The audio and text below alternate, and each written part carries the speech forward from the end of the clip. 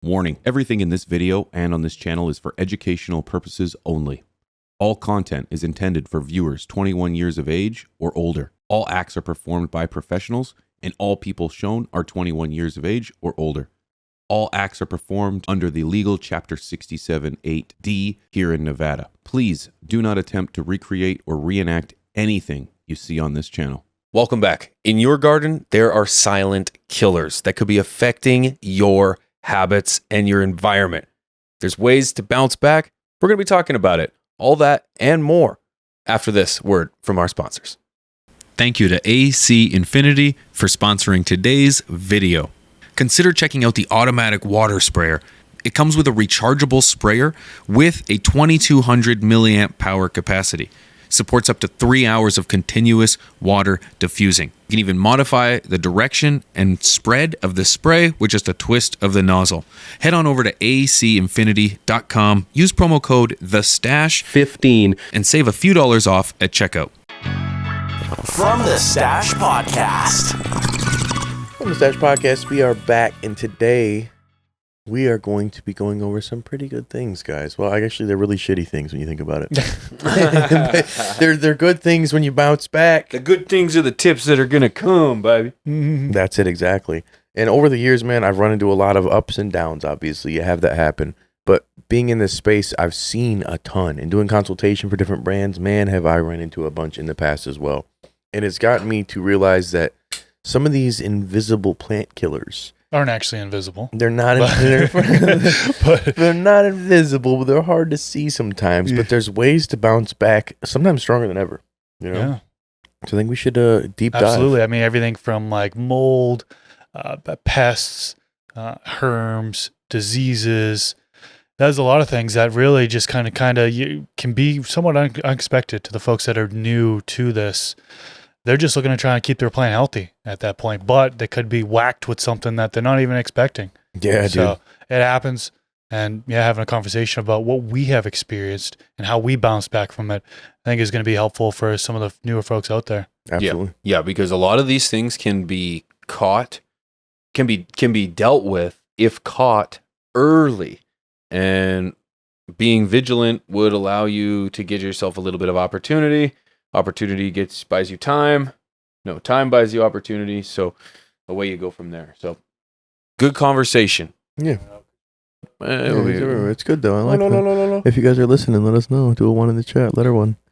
Now, I've had things in the past that I misidentified, specifically when it comes to issues within the roots or within the soil.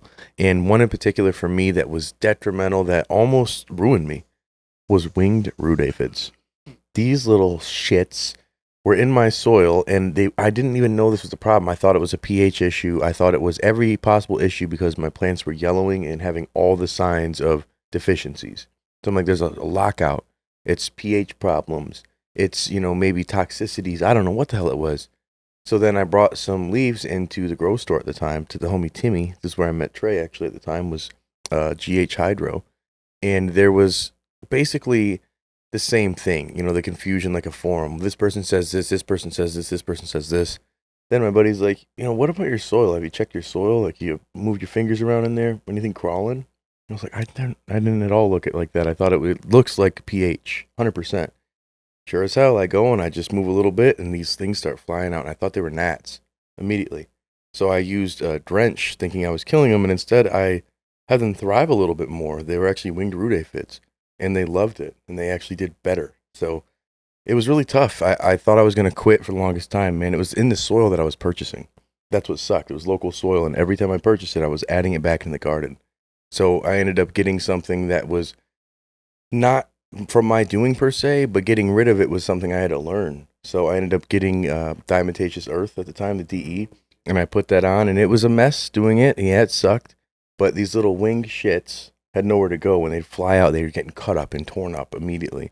And I would do some more drying in between, so my drybacks were a little more intense. So I never had full saturation in the soil. There was weeks upon weeks that I'd have little bits of droops just because I had to fight this. But I wanted to keep the genetics alive.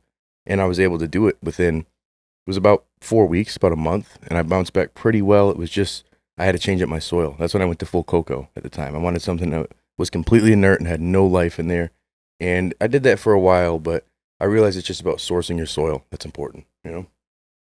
Right, you talk about the winged pest and using diatomaceous earth, and I'm thinking of fungus gnats. Yeah. That's one that I've battled so many grows, and I think that's probably one of the more common pests that people face is fungus gnats, because really they thrive in that wet medium, right? So if top medium moist, which a lot of beginners will make the mistake of overwatering or keeping that top layer moist, and invite pests can be there, and then it just population just increases and increases. Then you have this huge infestation that you need to battle.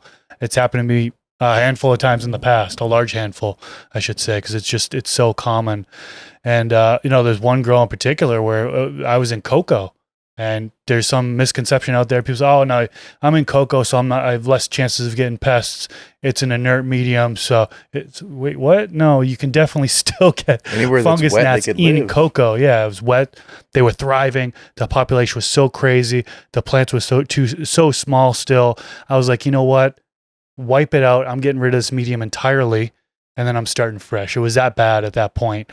Now, I've had populations that were more manageable under larger plants, more established plants that I wouldn't kill off the plants. In that case, I would treat it.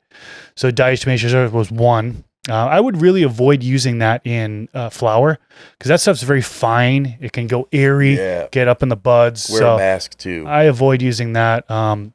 I've used neem, kind of spraying the top of the medium with neem. Mosquito bits is another one that's used. That's a form of BT. It's really a bacteria that is goes after the larva, I believe. So you water that in, and that's helpful for knocking back the population. But doing things that if you don't want to spend money, you can do drybacks. Like Rob talked about drybacks when he was fighting an infestation. Same thing helps with fungus gnats. If you just have a dry back, putting a fan on top of the medium to kind of blow on them, make it inhospitable, right? It's like make it harder for them to survive on that medium in that environment there. So trying to think of what else I used to do. I mean, a lot of different sprays that you can do. There's so many different solutions to fungus gnats. I'm sure there's going to be a wave of people in the comment section that are going to mention solutions that they did for some of these different pests. So I encourage you guys along the way or at the end of the episode to add in the comment section things that you've battled and how you got through them. Yeah, it's not easy when you're dealing with different environments. When you're you're in a dry space, right? So you need to add more moisture in to keep your plant healthy. So doing that, it's like, man, how do you dial that back without suffocating the plant and then hurting your growth just as much as you would with the pest? Yeah. Just as much with the issues you're running into. It's just a thing where without running into these issues, you have no idea. You can read a million books, you can do all these things, but it's very unique to your grow space of how you're going to tackle some of these problems. UVC is another thing that a lot of people are using for these pests. So it's another thing. Just want to throw that out there. 100%. So especially these little flying assholes, man. yeah. Yeah, complacency is also kind of like one of those silent killers that kind of leads to all of this, to the point where it's like you kind of take your foot off the pedal. I'll speak for myself. I get a little complacent on my IPM. I'm not spraying as often, being a little more loose in regards to cleanliness around the garden.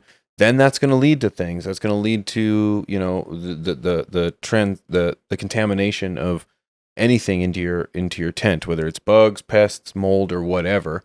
You essentially need to be able to stay consistent and understand that it's not a matter of if, it's a matter of when these things are going to happen. Because as you just said, you won't fully understand it until you're really in it.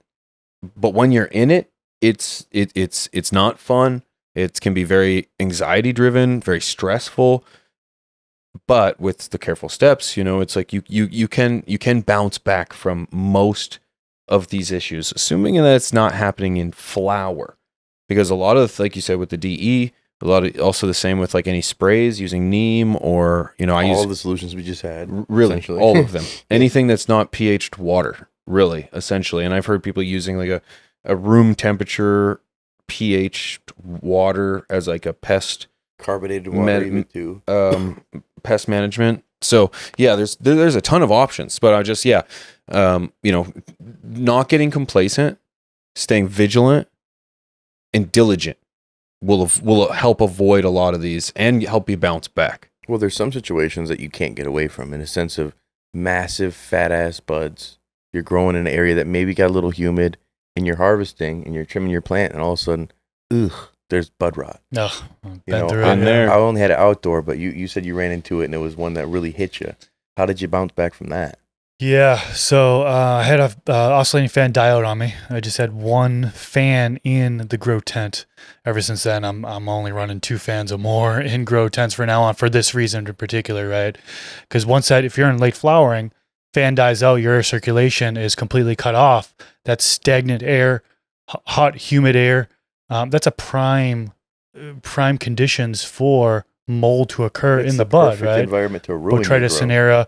It forms inside the buds. You'll see when it gets really bad, you'll see that the leaves start to yellow from the petiole up to the tip of the leaf, right? So it'll start yellowing from that area. And of course, when you open up, there's like browning that happens inside, and it's disgusting. Now I had, like I mentioned, the fan died out overnight.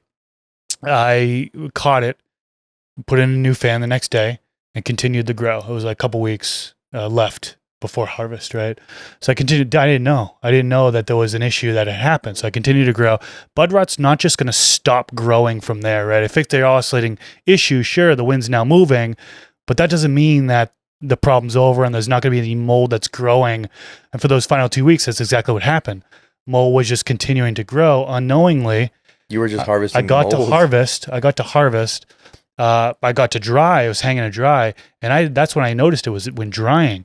I popped open the tent, and that's where it really became more visible, right? Because you got the plant material starting to dry, the leaves are starting to come into the buds. The buds are starting to, lose a lot of their moisture, become smaller, and so that's when I started seeing the white fuzz inside the buds, and I'm like, wait a minute. And it was actually during trim day, so it got through dry. Wait a minute. Open it up and then start to see the white fuzz. There's browning that's happening. Bud rot's clearly there. And I'm like, oh no. So I was like, what the heck happened? I initially thought it happened during the drying phase, which is a common time when it happens, right? But I had to think back and be like, oh no, my oscillating fan died. And so that's the root cause for it. But yeah, it was not a good time trimming, man. Unfortunately, I was trying to salvage what I could off of the plant. A lot of people, they will try to do that. Usually it's like the top buds that are so thick. Those are the ones that are usually the only ones that are impacted. So people will cut off those top coals and toss them. And maybe like the lowers, for example, they might not be impacted. So some people will keep it. Other people are just going to throw away the whole plant and be like, you know what, forget it. I don't want to take a risk at all. I did salvage it. I didn't want to throw everything away. It looked like there wasn't mold impacted on the lowers and stuff like that. So I did keep that. But that stuff can kind of go airborne as well, right? If you're like moving your finger around there, and that stuff kind of breaks away and becomes airborne. Okay, now the other part of the plant is infected, right? So something to keep in mind. Bud rot is a nightmare. I mean, you don't want to go through the whole process from growing the plant all the way to drying, and then all of a sudden you find out that all the work you've done is just you're about to throw it down the drain. It's heartbreaking. So super important that 2 fans, at least 2 fans, in case one dies out. That's a tip from me. Also, air circulation needs to be real nice there. Air exchange, humidity not too high in flowering. Those are just a handful of things that you can do in order to prevent bud rot from happening in your grow space. It's so important too, because everybody wants these bigger buds, and that's what we've been taught to see is almost quality, big fat arm buds. But man, that fine line between having those beautiful big buds and having just big mold that you're growing is so tough. You got to really have a dialed in environment. And when you do have that dialed in environment, everything is super perfect and you never run into issues. Like, good for you. That's amazing. That's when you probably won't run into these other issues. One like I ran into in particular was powdery mildew. Same situation, except my power went out overnight, just overnight. Wasn't a big deal. Thought I was fine. 3-4 days later, I go in the room, and this genetic blue glue me and Trey had at the time, it was a cut, like clone only of somebody's Gorilla Glue variation. So dank. It was like one of the best ever. I just don't know who the breeder was. This damn plant would look like 101 Dalmatians. There was so many little spots all over it. I was like, what is, and I was not familiar at all. I was like, dude, it was just all over. I'm like, what? Painful. What is, I had psoriasis, bro. Like, it tripped me out. I had no idea what this was. And I'm like, Mom, what is this? She's like, oh no, honey, you got powdery mildew. I was like, no. This was early in my grow career. This was like maybe 15 years ago. You know what I'm saying? This was 10 years ago. It was right before CLtv started. And it was one of those situations where I'm glad it happened. I really am. Other than I lost the genetic. And I tried to keep going with it, but it taught me cull the herd sometimes. This one I ran again. And the argument that it's systemic, fuck, maybe, dude. Because my environment was so clean. I had a whole new room. Took all the plastic down. Cleaned everything. But I still got it again right around the same time late in flower. I go in the room. I open it up. 101 Dalmatians, 102 Dalmatians, the sequel. And I was and it was thick, like it was robust. You could see like spores of, I was like, no. Oh. Yeah, I know, dude. I mean, it gives me the heebie-jeebies again. It killed the whole room. This was 2 harvests back to back in a row. So another time I do it again, I had a buddy who brought over Eagle 20. Oh, Jesus. So I Google Eagle 20 and I find some horror stories. And I was like, you know what? I'm sorry. And I just called it. I killed it. What's Eagle 20? The devil. It's a fungicide that it's got carcinogens that's been linked to cancer-causing carcinogens. It's banned everywhere. Oh, yeah. But my buddy brought it over and was like, dude, again, cash cropper. He's like, bro, this shit'll kill it. Trust me. And it's like, it'll kill that and me. Yeah. So I just culled the herd. I got rid of it and I literally started from scratch. New seeds, new everything, cleaned it. And I never saw it again. Knock on the inner part of this. Damn it. Knock on wood of sort. Knock on this wood. It's just one of those things that once you get it, man, that's a crop ruiner. Bud rot, powdery mildew, crop ruiner. Bugs, nasty. They suck. It's a bitch. But man, mold and mildew are just a no for me, dog. That's where there's a pest that kind of like stands alone in regards to crop killing. I guess worms could do it too, or caterpillars, but spider mites, dude. I had a mite issue, and it was one of those things that I had no idea. Kind of snuck up on me. Never had issue with bugs, and this was long before I had tents, or just before I got tents actually, and it was tough because all of a sudden out of nowhere you come in, you're probably 7-8 weeks into flower, and you walk in and it's just there's cobwebs all over your buds. All over your buds, dude. And at first I'm like, what? And then you're looking at it going like, how do I clean this off? How can I fix this? How can I make this right? And the reality is like, you can try to, strip leaves while the presence of these critters are minimal. But once you start seeing webbing on the bud, I personally, it's a full-on crop killer. It's death. It's devastating. And for me, the really the only way to bounce back from that was to completely strip my room. I had to completely sanitize everything. The best thing I tried to do was get a complete seal on the grow room because it was an open room. There was no seal. It was completely open to the basement, to upstairs, and it's like back when you had that tip pot. Right. Remember that? Yep. Yeah. Yep. Throwback. The tip pot. And so, yeah, the tip pot. Jeez, memories. But yeah, it was really, really difficult. It wasn't until I got to the tents where it was like confined environment, regulated environment. I didn't deal with that anymore. So dude, that was my big argument for tents too. I have not, and again, knock on this wood, I have not ran into pests since having tents again because I can pull my plants out, clean the hell out of the space, take care of the plants individually. It's a quarantine center. It's an area to really dial things in. And I feel that's where, when you're dealing with these pests, you can dial that environment in more because it's so controlled. Unless you have a fully sealed room that's just tight and right, then you're good. I've seen that before, but man, spider mites, dude, that gives me I ran into that before and had to, old caregiver, she was a caregiver for people I knew, and she had the worst spider mites I've ever seen in my life and paid me to come over and take care of them. And I was like, this is so far gone. She's like, I don't care. And this is to medical people too, like patients, real patients. So I just took a shop vac, grabbed the nugs and sucked them off. No diddy. God. and it just it was shredded the leaves, but she's trimming the leaves off anyways, and it's just like, yeah, you get them off of there, but dude, there's something about the pistils are all tightened up and morphed looking, and it just was I felt feces so dirty. Loaded all over. It might shit everywhere, dude. Yeah. I just felt dirty, and so I obviously did not partake in any of that. This was back in the trap days, and it was one of those things where you leave and you burn the clothes. You never wear that stuff again, and you never go to that place again, ever. It was just horrible. I've been fortunate enough not to run into spider mites, but I've heard so many horror stories. And the thing with them is they thrive in that conditions that are good for growing cannabis, right? It's like They love that. They love the best setup that you could have. The better hot you environment, do it. yeah. Dude, that's the worst part too, is it's like, how do you get rid of some of these pests? Get rid of your plants pretty much, because you have to ruin the conditions or kill the plants off. And yeah, you can fight it more. In my opinion, the best way to do it on any of these things is to take a cut of your plant and do a dunk, a full dip, because you can dip it in whatever solution. I used green cleaner at the time. There's Dr. Zymes. There's a lot of organic things that you can utilize, or just essential oils.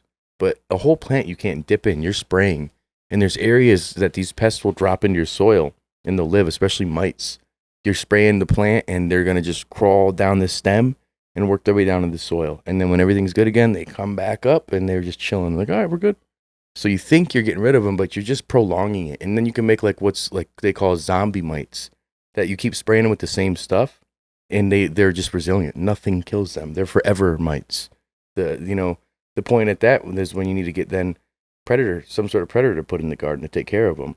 And that's what I started doing with ladybugs. I'd have so many fucking dead ladybugs though in my HID. Just the screen covered, the glass full of them. Yeah, there'd be like I'm like, how did they get in there? There's like 50 of them. It's all dead. sealed off. Yeah. I'm like, what the hell? Yeah. How'd you get in there? Yeah. That's where to avoid the zombies and to bounce back with a good solid plan is a good solid IPM.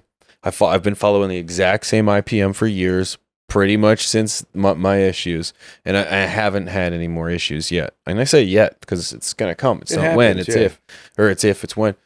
You need to incorporate a 3-part plan to your IPM. And in fact, your IPM is far more than 3 parts, but this is going to be your spray solution. I try to mix, I think I talked about this in a few episodes back, but I try to mix neem oil, rosemary oil, and and peppermint oil. And you do the neem first, so without an infestation. Well, if you're bouncing back, let's start there. So if I'm trying to battle an infestation, I'm going to battle every single week with a new spray. You can go a little bit heavier too, like every 4 or 5 days, but your plants do need to recover from a big drenching like that, and it does take a little bit of time, but anywhere between 5 to 7 days in there, hit it with the neem. 5-7 days go by, hit it with the rosemary. 5 to 7 days go by, hit it with the peppermint. And then you keep rearranging the order of the stuff that you're using so that your pests can't become zombified. They don't become trifold war attack. It's right. It's multi levels. That's tanks, correct. Submarines. You're coming at it. You're also coming in sterile. I prefer nudity. Butt naked. Nudity works very well at not bringing things from outside inside. Keeping your pets out of your garden. That's a big one.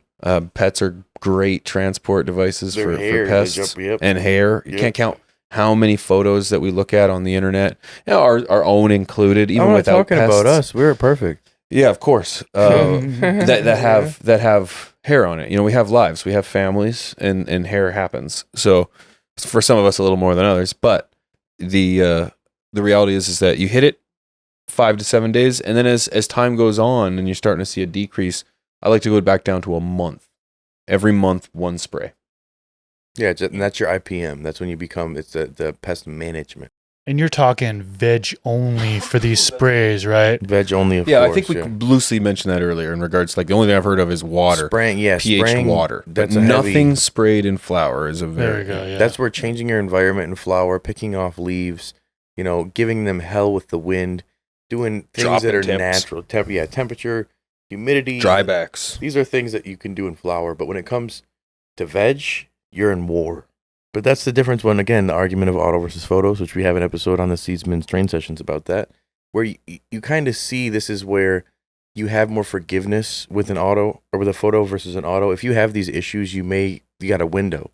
And if you don't catch it, you're flipping into flower, and your flower may suck, because if you don't get your plant taken care of before you go to flower with these issues, you're fucked, dude. Not only can you not fight them then, but your yield difference. Oh, it's huge. Your plant is suffering. Other than bud rot, because your buds are big, whatever, but you're not getting any yield at that point. No, pests. Powdery mildew and any of the pests, dude, you're like, what? Something suffocated my yield. Like, it's literally, they're like sucking the sap out of the leaves, the energy out of your plant, the life out of the roots. They're making it so your plant can't thrive. But then the only way to combat that is to mess up your environment so your plants can't thrive.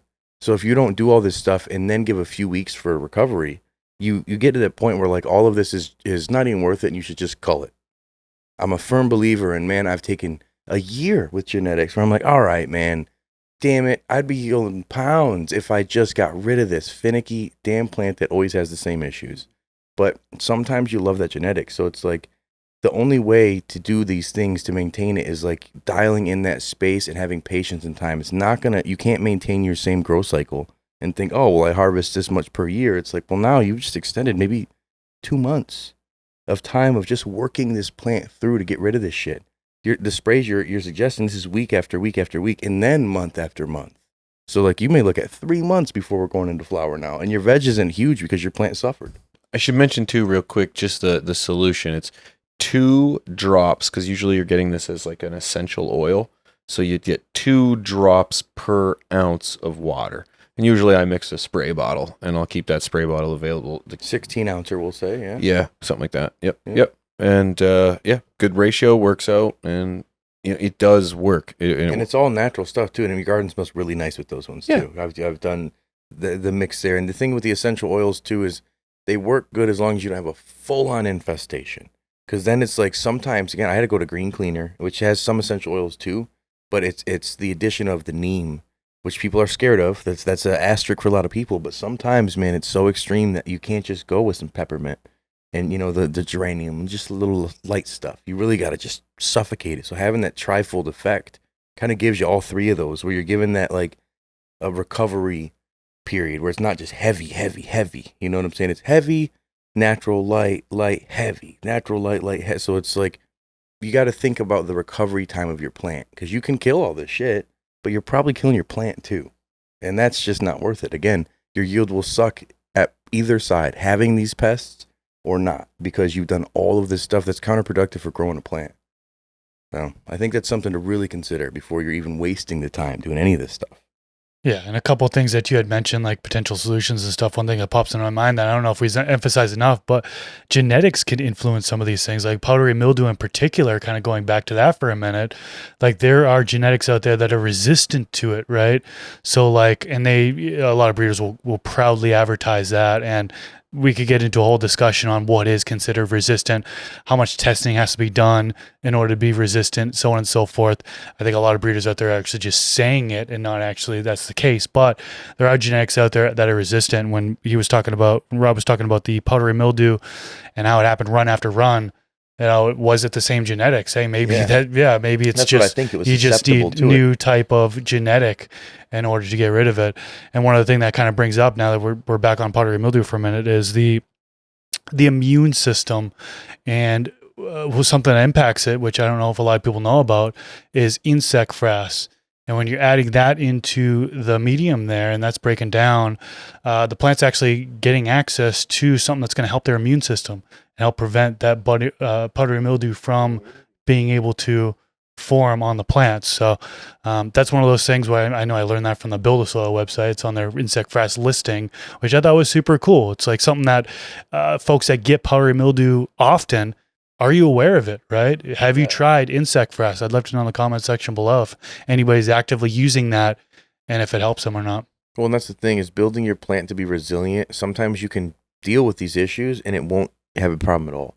I've had some genetics that I've had spider mites for, and they'd web. It got that bad. And other ones, they just like, I saw a couple marks, and in the same room, I'm like, damn, they didn't go anywhere. It seemed like ones with limonene, the sharp limonene, they were the most attracted to. They loved the most. They would somehow gravitate towards that. And other ones that were like the gassier funk, with more pinene or myrcene, they didn't really care as much about it. And there probably is some sort of science to that. I'm not 100%. If you're listening or watching and you know that, please share. But it seems like, again, the genetic susceptibility to some of these issues, they're more prone to struggle. And, if you've run into this in your space, maybe you don't want to have those genetics. It's a great tip there. I didn't really think about the fact that that's why I killed it off and I didn't see it again. Same grow. Could just be the genetics that are and Trey ran into it too. Trey, that's why I was stuck on that bro science systemic stuff, because Trey had it also, and I'm like, damn, is it just in the genetics? And I'm like, no. Well, you live down the street in Michigan, and it's summertime. Everyone's getting powdery mildew right now, but it's just that particular genetic would take it. Be more prone to it. Yeah, other ones maybe have it. If I were to get it tested, but it didn't show. I wasn't getting spots. There was no leprosy or nothing, One thing I want to kind of just jump back on, because you mentioned it and we kind of glossed over it, the neem getting a bad rap. It's in flour. That's the confusion, in my opinion. People are going heavy in flour. Correct. And people are attributing CHS, cannabis hyperemesis syndrome, with neem oil overdose. Is it azadirachtin? What's the azadirachtin? Azadirachtin. That's the main component in neem. As it's directed. It's been told this. It's an overdose. It's an overdose of that. It's not the neem. And why is it an overdose? Well, because it's being found on finished product, and people are consuming poison, and then getting sick, viciously sick, and then this in turn is being considered as CHS. Because it's the violent vomiting. Yeah, from a clear third-party substance. It's the reason why we wash our plants for pesticides. That's correct. But we can't wash our dried, cured flour. Right. And how are you supposed to get it off? And that's the sucks thing. That the can is getting blamed for. We get hit with it always. This plant can make you do this. Well, is it actually the plant? No, or it's what you've sprayed on the plant. Done to it. Correct. But then that gives people the immediate, when you hear that word, it's neem? Right. No, and that's why I like to have this conversation, because it's good to bring it up. I use it, and I have used it for years. We need to have one of the that scientists. explains a few things. We need to have one of the scientists on the show that have some data, maybe break down a little bit for us about the use case and why people may run into this. That'd be a good one. Just so people can. It's like my kid's mom would never believe me even if I had facts. I had to have a doctor say it. Maybe people will believe if we have someone that's a doctor, degree of some kind. So. Mrs. P gets upset with me all the time because I'm so convincing on things I know nothing about. Yeah. She's like, is it really? I'm like, I don't know. Yeah. Like I just went on for like time. Feel like it is. But yeah, man, if you guys have had experiences with issues in the past and you struggled to bounce back, maybe these tips will help you. And if you've bounced back very well, you've recovered and you've been able to do better in your garden because of it, let us know below some of these horror stories that became glory stories, brother. Yes. Glory. Love to hear that. I think it was a great conversation. And definitely want to thank the members that help support this podcast from thestash.com. Thank you so much for being a member. Pick up some merch while you're over there. You can get it from thestash.com or stashmerch.com. Rob's wearing the FTS shirt. NWA inspired. NWO. NWO inspired. We also got Rob's Stoned and Successful shirt. Stoned and Neglectful. Right here. It comes in a bunch of different colors. I like this one, so I figured I'd pick this one up. Yeah, thank you. I see that you had a green one. You had that. Pigeons got merch too. This is my guy. I appreciate the support, my boy. Love it. Thank you. So pick up some cool merch. Yeah, pick up some good merch. Check it out, man. And also, genetics coming very soon. Shout out to our boy Swank the Tank and some crazy stuff with Stash Blend. Make sure you guys check it out. With that being said, it's your boy Rob CLtv, Mr. Grow It, Pigeons. We'll see you guys next time. Peace. This episode is brought to you by Stash Blend. I've been using Stash Blend for over a year now, and it's awesome. One of the things that I really like is that it saves me money. It's a whole bunch of different inputs in one. So I no longer have to go out there and buy a silica bottle, then a separate seaweed bottle, beneficial bacteria, then a separate one for mycorrhizal fungi. All of that plus more is in this one blend. Go to stashblend.com to learn more about it, and I also have a link down in the YouTube description section below. If you're just getting started growing cannabis, check out 7 Steps to Grow Cannabis. It's a beginner-friendly book for growing indoors that covers growing in soil and in cocoa. For those interested in organic methods, my second book, Organic Cannabis Cultivation, covers beginner to intermediate techniques. You can produce high-quality organic cannabis using sustainable practices. Both books are available on Amazon, but you can get a discount by using code THESTASH on my website. mrgrowit.com.